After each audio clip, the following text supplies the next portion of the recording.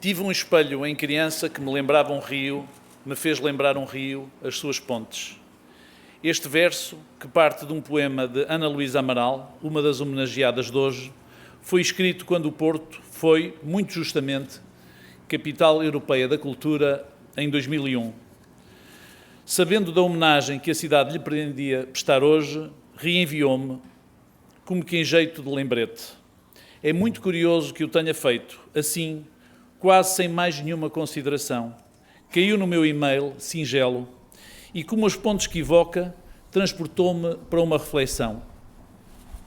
O que é hoje o Porto? O que é hoje o Porto das pessoas, o Porto que se espelha no rio e que se projeta no céu pelo mundo? De onde veio esse Porto que parece acordado, sempre acordado, mesmo quando o julgamos adormecido ou quando o julgaram adormecido? Este Porto, tem raízes longínquas. Tem alicerces na resiliência ao cerco que começou a cair a 9 de julho. É um Porto de caráter, é verdade. Mas se o olharmos bem, como quando nos olhamos nos olhos ao espelho, esperando que as nossas rugas nos tragam respostas para os mistérios insondáveis da vida, há neste Porto Velho um olhar novo. 15 anos depois da Porto 2001, é porventura tempo de refletirmos sobre o que nos deixou e sobre o que, década e meia depois, também podemos começar. A Porto 2001, já o disse por diversas vezes, deixou-nos fundamentalmente dois legados. O legado de alguns ícones, onde a Casa da Música é o templo, mas também nos deixou uma singular democratização dos conteúdos.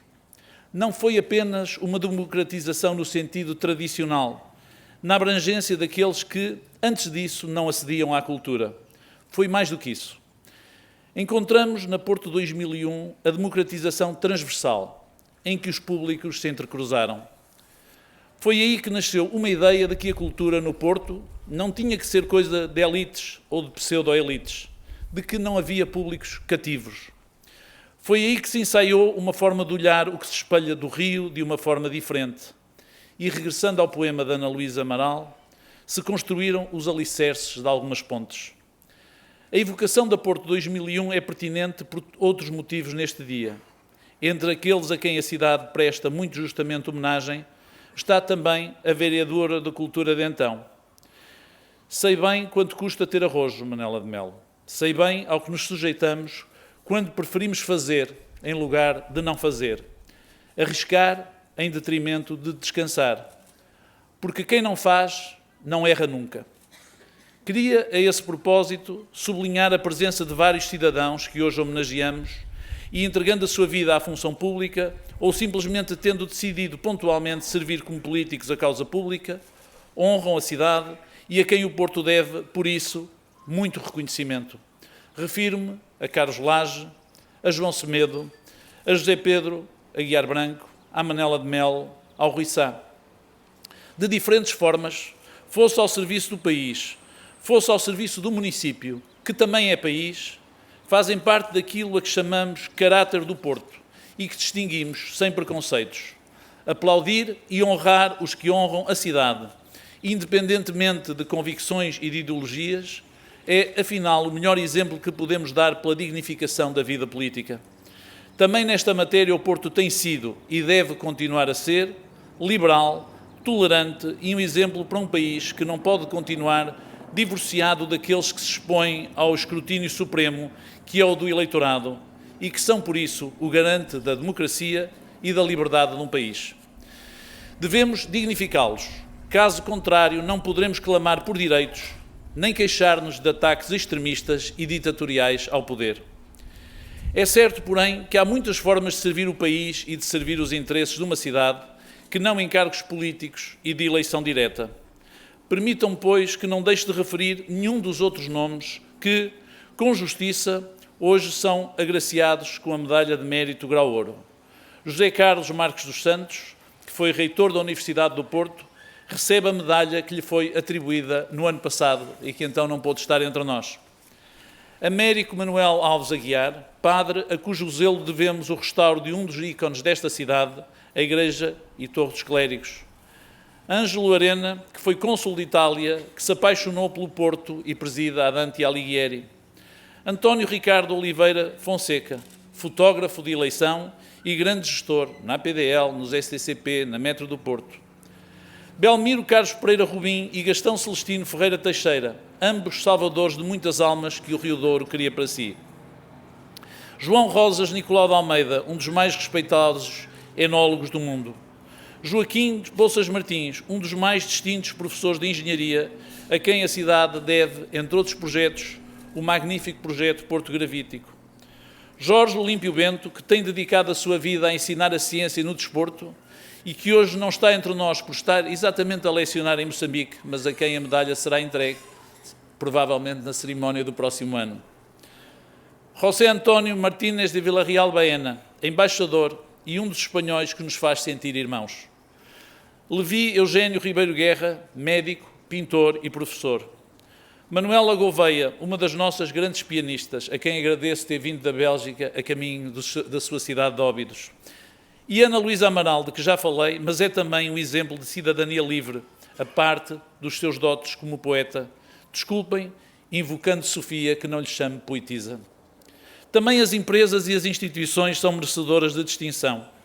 Este ano, a cidade decidiu agraciar a Agência Abreu, que é, para quem não sabe, a mais antiga agência de viagens do mundo. Imagine-se, nascida aqui no Porto, e ao magnífico Coral de Letras da Universidade do Porto, pela antiguidade, mas também pelo reconhecimento do mérito coletivo, podem ser muito justamente apontadas como instituições de que a cidade se orgulha. Decidiu também agraciar o Sporting Clube da Cruz, que teimosamente resiste ao tempo e aos tempos e que se transforma num novo olhar social sobre o que o rodeia. Não esquecemos os funcionários municipais, aqueles que individualmente aqui são hoje homenageados, são porta-estandartes de tantos anónimos e competentes servidores do bem público. Todos são Porto. Todos, à sua maneira e nas funções que desempenham, nos serviços que prestaram ou prestam ao Porto, ajudaram a fazer a cidade e serviram o interesse comum. Minhas senhoras e meus senhores, permitam-me que regresse um pouco atrás e volte a evocar a Porto 2001 para chegar ao cidadão a quem este ano entregamos a única medalha de honra da cidade, dolorosamente a título póstumo. O professor Paulo Cunha e Silva, também ele, foi programador desse momento controverso da história da cidade, mas que, apesar de tudo, foi invulgarmente iniciador. Tal como outros aqui presentes, que então insistiram que o Porto merecia, pelo menos na cultura, ser capital, foi resiliente. Como foi sempre teimosamente obstinado no amor que nutria pela sua cidade, que desejava a nação. Paulo Cunha e Silva era ele próprio a democratização da cultura. Era, como criador, a verdadeira cultura em expansão. Era a mistura, era o espelho e era as pontes. A quando da inauguração da exposição P. uma homenagem a Paulo Cunha e Silva, por extenso, anunciei a criação de um Prémio Internacional de Artes Visuais com o seu nome. Sim, queríamos e queremos homenagear o nosso querido amigo e vereador com esse projeto de estímulo e reconhecimento profissional dirigido a artistas, nacionais e internacionais, que trabalham em artes visuais.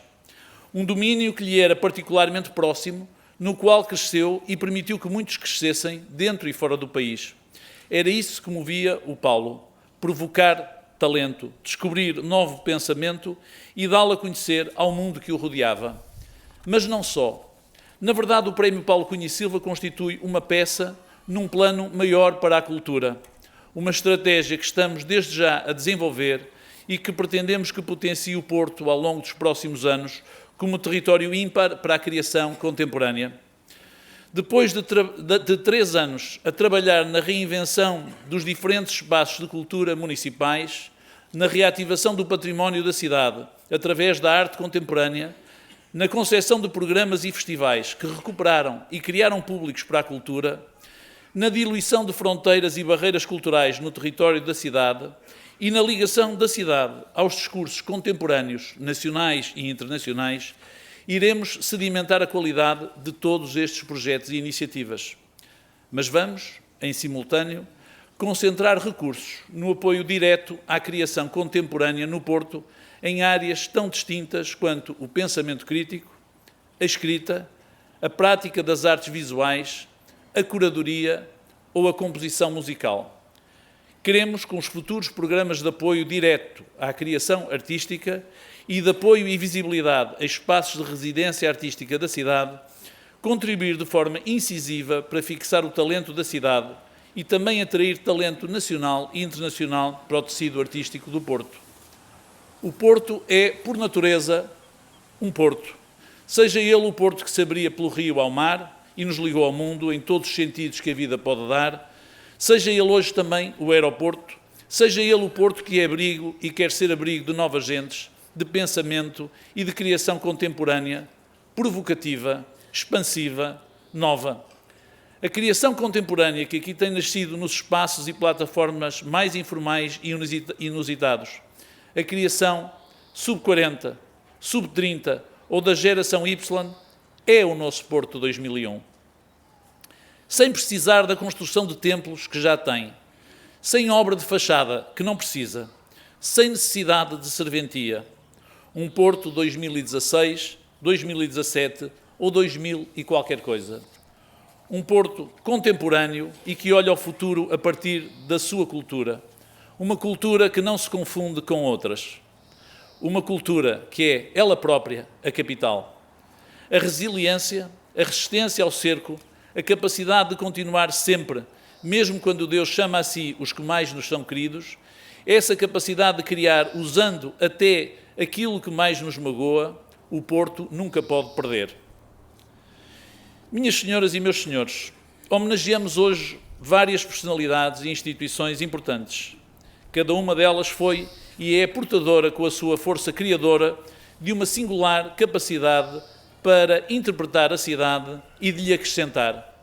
Todos se honram com a medalha que hoje lhe entregamos, mas sobretudo nos honram com os seus feitos, com a sua capacidade criadora e com o seu amor pelo Porto, e às vezes até com a sua modéstia e discrição. Felicito-os a todos. A cidade está-vos grata. E termino como também termina o poema da Ana Luísa Amaral. Falei, que o coração possa sonhar.